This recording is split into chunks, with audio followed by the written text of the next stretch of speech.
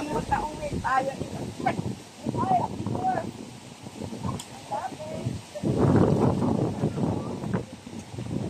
Yan, pabalik na kami.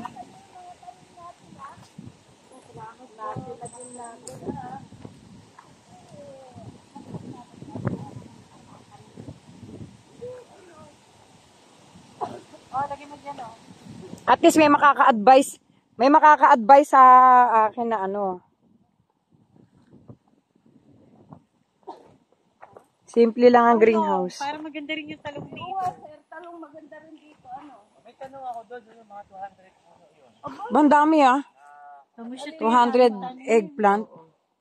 Nag-veggies na talaga siya. May ano siya. O, picture tayo dito. Ito ka-video ka kanina pa eh. O, doon ka tapos si Colonel, ano yun mo. Sir, dito po kayo. Doon tayo sa may ano niya. Kasi yung mga damo-damo ni Monica.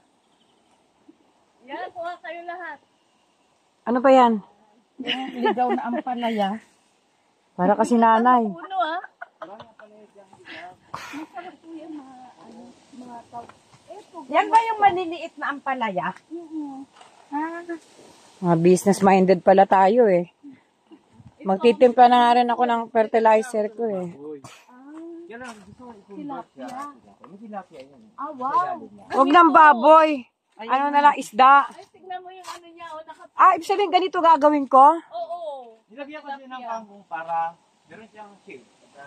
Ako dadaling ko dito yung bayaw ko. Papagawa ko.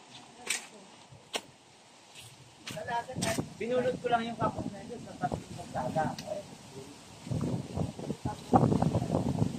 Tayo mo lang to. Sino na yun? Lalagyan ko dito. Prepare ko doon kayo mag-camping. Diyan tayo kakainan, di ba? Yan tayo mag-tent. Ayun o, dyan kami kanina. Pwede ba yung mag-tent matulog overnight? Tapos pagka buo pa tayo early in the morning, Oo. salad. Sarap. Pwede mag-camping. Tapos dito tayo kakain, no? Oo. Diba? During the sunrise, kita mo doon sa mas mataas pa. Lalagyan ko doon ng ng staging area.